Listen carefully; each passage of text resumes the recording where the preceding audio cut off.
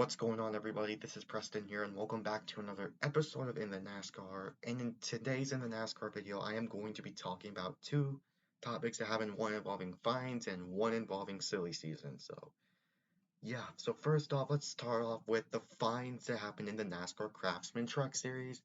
There was apparently, well, let's go ahead and get started with the fines. So, in the NASCAR Craftsman Truck Series at Talladega Superspeedway, I was there in person, and after the race, there was a post-race fight between Nick Sanchez and Matt Crafton. I really don't know, what started it or everything, but there were two sides to this. Nick Sanchez said Crafton just tapped his shoulder and just punched him like that, and Matt Crafton had a different side of the story, like they were arguing, and Nick Sanchez actually threatened him, and then they was on from there, so, yeah. And then NASCAR just looked in the situation and fined both drivers. I think that's fair in this scenario, but we haven't seen a NASCAR driver throwing a. I think the last time we saw a fight thrown that's what was like involved drivers was like Ty Gibbs last year in the Xfinity series with Sam Mayer. So yeah, when Ty Gibbs threw a punch, he got fined a decent amount of money. Because I think it's another like crew member I believe was injured in that one.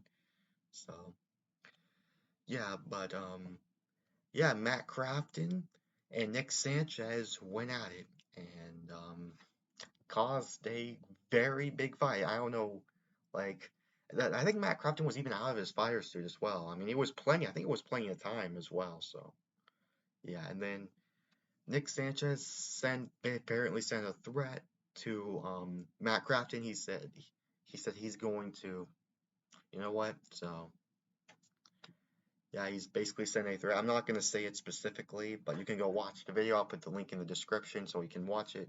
So yeah, wow.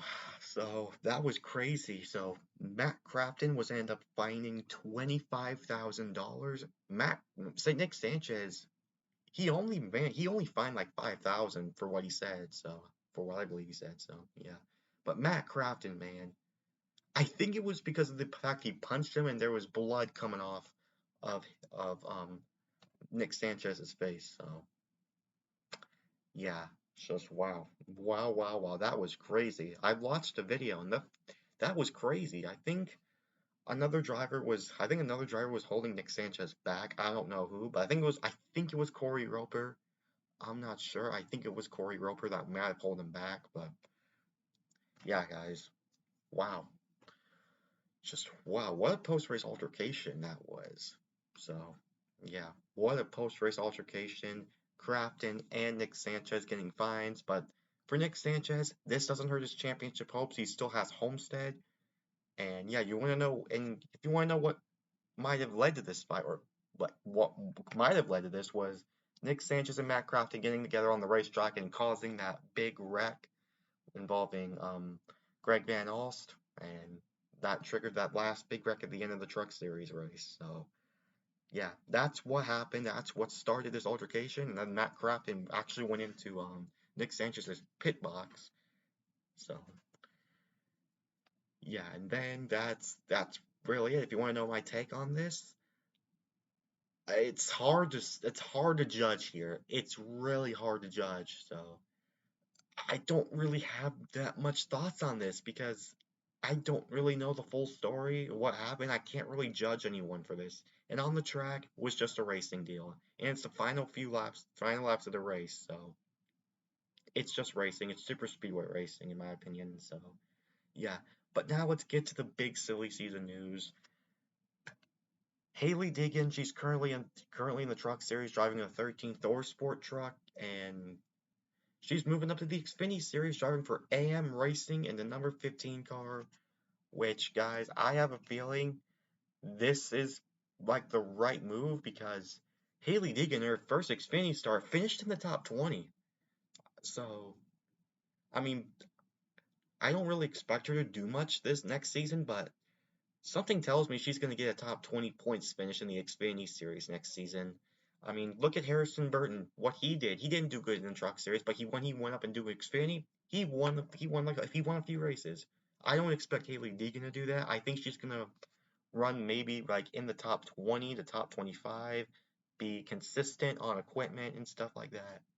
So yeah, but in the truck series, she has not. She's been underperforming. I thought she was going to be at least be a playoff contender, but it's just a combination of bad luck. Like she keeps getting involved in incidents that are out of her control, and at the same time, like just sucks. But this is I feel like going to the Xfinity series is the right move. Um, so yeah, for all you Haley Deagen fans out there, she'll be in AM Racing with number 15. Um, 15 for AM Racing, and currently I think Brett Moffitt currently drives over there right now. And they're a 4 team, which I think they only managed to get like a few top tens this year. So yeah, yeah.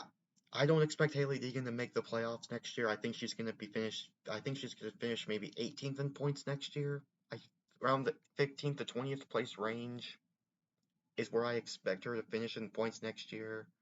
Um, it depends on the kind of equipment she's in. If AM Racing is in